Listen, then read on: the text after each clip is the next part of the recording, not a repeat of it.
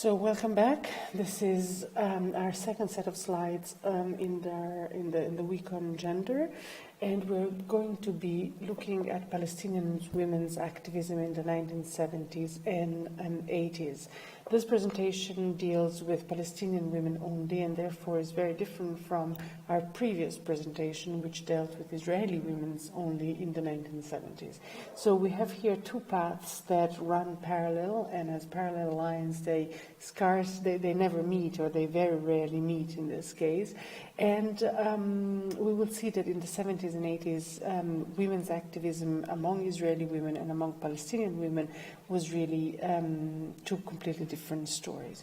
Let me start first of all with distinction that we find in this work and in others, but very well spelled out here in this work by Sophie Richter-De Vroo, Gender, Culture and Conflict Resolution in Palestine, published in 2008 on the Journal of Middle East Women's Studies.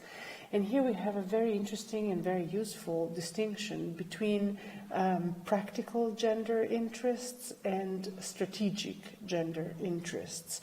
This is a very important distinction, and you can read this with me. You'll see how immediately.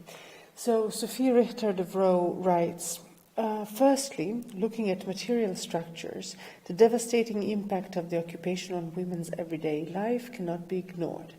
As a consequence, most women in Palestine are first of all concerned with practical gender interests, such as access to childcare, healthcare, food, etc., rather than strategic gender interests for social gender change. Development work has increasingly relied on this analytical differentiation, adjusting programs to respond both to women's practical interests through charitable organization or income generation projects and their strategic interests by strengthening women's feminist consciousness and their bargaining power to confront social and political discrimination. Addressing practical gender interests is crucial not only because it provides women with security and a basic livelihood, but also because the satisfaction of basic material needs is itself a first step toward women's empowerment, that is, their increased feminist conscious struggle for strategic gender interest. So what we're going to see in the next couple of slides is actually how these two dimensions, the practical gender interest and the strategic gender interests for social gender change, happen basically among Palestinian women from the 1960s and 70s onwards into the following decade. So the first important committee or organization that we should have clear in mind is the General Union of Palestinian Women, GUPW. This was established in 1965, and it was connected to the PLO, which had just been established, as I'm sure you know, the year before, in 1964, in its first version. There will be a refoundation of the PLO later on after the Six-Day War, actually in 1969, under the leadership of Yasser Arafat. Well, this is a previous version, and the General Union of Palestinian Women at this point is connected to this first version of the PLO. And here we have both dimensions. We have the practical gender interest and at the same time the strategic gender interest being very present. This was an interpersonal network that was organized through political meetings. It carried on anti-Israeli demonstrations, but it also provided welfare assistance, professional training for nurses, secretaries. It taught English. There were literary courses, knitting courses, and at the same time there was a nationalist aspect to all this through promoting the Palestinian cultural heritage in craftsmanship, local markets, and these were the means through which the organization would support itself. So this was the first organization that we should keep in mind, and that was followed by a number of other women's committees, Palestinian women's committees, that were born at the end of the 1970s. These have very similar names. In fact, you have them spelled out in a sort of glossary that has been created for this week's activities. So the first one, at the end of the 1970s, was the Women's Work Committee, the WWC. And this was established on the 8th of March 1978 by a group of women from the area of Ramallah and Al-Bireh, some of whom were students at Birzeit University. It's important to remember that education had increased in this period, and in the late 70s, early 80s, at least not half, but between 35% and 55% of students were women, and this is according to the studies of Philippe Bastrom, and therefore women who had achieved an educational status, a remarkable educational status, started to organize themselves on a footing, on the ground, let's say, of gender equality. And again, we have two fronts here. First is an internal front confronting gender inequality provening from Palestinian society, familism and so on, but also the inequalities derived from the situation of occupation in which Palestinians were and still are, but were in the late 1970s. In particular, we should consider the program that listed the aims of the operational aims of the committee, and this was a program that was launched in 1983. And I'm now translating. This was from 1983, as I said. The committees of women's work in the West Bank and in the Gaza Strip are women's democratic and social structure. They're an educational and cultural structure that includes all the women that reside in the occupied West Bank and in the Gaza Strip, from all the social classes. The structure works in the unification of the fight for all the women, for the defense of the national rights to return, of self-determination, and of the construction of an independent state. At the same time, the committees work for the women's question, for the improvement of the economic, social and cultural situation of women, and for their defense of their rights to work, of education, and in the acquisition of experience for individual growth. The Committee of Women's Work do not want to substitute the Women's Association of the West Bank and of the Gaza Strip, but they want to work together with them for the development of a democratical movement organized and united in the fight of all the women of our people in the West Bank and in the Gaza Strip. The committees of women's work consider that the promotion of the role and the position of women in the national struggle is connected to the improvement of their position in society. So, end of quote. So this is, it's very clear, especially the last sentence, the promotion, the improvement of the position of women in the national struggle is connected to the improvement of their social position in society. So clearly, if all women should be unified in the fight for the defense of the right of return and self-determination and for the building of an independent state, these committees should work for their the improvement of their social conditions. And the means to obtain these are work, to obtain an economic independence, therefore an economic liberation, so that political participation can be achieved. And this is done by joining parties, trade unions, and other political structures. So this was This was a very broad program, if you want, a very general one, that included various souls and various trends.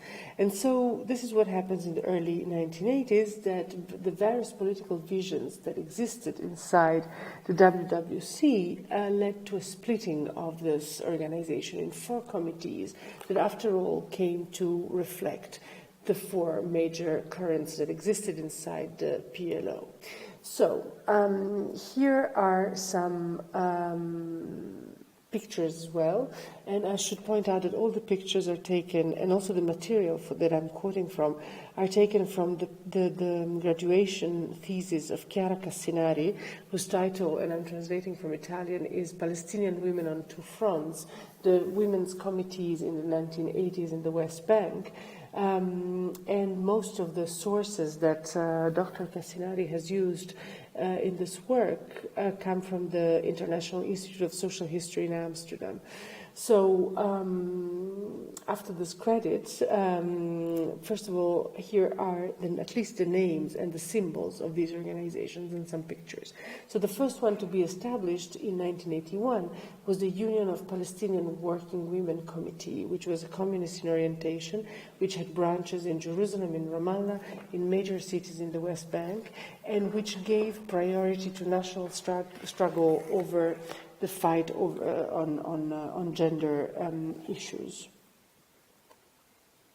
This committee defined itself, and I'm quoting, as a women's democratic organization that fights for the liberation of Palestinian women, for the national, economic, and social liberation of Palestinian women. So this committee aimed particularly at recruiting working women, and it saw women as oppressed on 3 different levels: as women, first of all, as workers in the second place, and as Palestinian under military occupation. So this committee aimed at the liberation of women on these 3 levels by introducing women into a working life. And those women that were already at work were encouraged to enroll and enlist in trade unions. So this was these were the main activities of the Union of the Palestinian Working Women Committee. In the same 1981, I should mention that you see here some pictures. So the first one with the red frame is actually a poster of the WWC, while the second one, the pink one, is the logo of the Union of the Palestinian Working Women Committee. The picture that you see here is the founding meeting on the 8th of March 1981 of the Union of the Palestinian Working Women Committee. Let's go on to the next slides, to the foundation, still in 1981, of the Union of Palestinian Women's Committees that was established in Bethlehem and whose activists were close to another branch of the PLO, the Popular Front for the Liberation of Palestine. Here the priority was to gender liberation, if you want, over national liberation. So the UPWC thought that women should first of all fight against social oppression, and then once that social oppression was fought and defeated, they could unite and join the fight against the Israeli occupation. Third, the Women's Committee for Social Work, established in 1982, was established by women close to Fatah. And you can see here the 2 logos of these 2 organizations. And then finally, our last organization is actually the first one that we mentioned, as the Women's Working Committee became officially affiliated to the Democratic Front for the Liberation of Palestine and changed its names, as you can see. And this is a poster of the organization. Now, the question is, the main question of this is this split and these divisions between the women's movement. Did it help? Did it create a healthy competition between groups and therefore the creation of more options and the mobilization of more women? Or did it cause women's and gender issues to become less relevant in the framework of the factionalism that characterized this kind of politics? So we have here two different possible interpretations. Joost Hilterman subscribed to the first idea, that is that the division inside the movement was positive because it gave new impulse and it allowed more women to be recruited in the women's movement and therefore created more women's participation and liberation. While for Rita Jackaman, who's a scholar at the University of Birzeit, the division caused women's issues and gender issues to be perceived as less relevant. Be that as it may, in 1984, the four committees set up an informal joint structure to coordinate the activities that were organized in response to an increasingly oppressive situation. Where in 1984, as you know, in 1987 the first Intifada starts, and the presence and the organization of these women's committees proved vital for the possibility of the first Intifada to continue for a sustained span of time. And Hanan Ashrawi credits the Intifada with helping women link gender and geopolitical issues. And she said, "I think the most determining factor in the emergence of the Israeli women's consciousness of making the link between gender issues and national political issues came with the Intifada.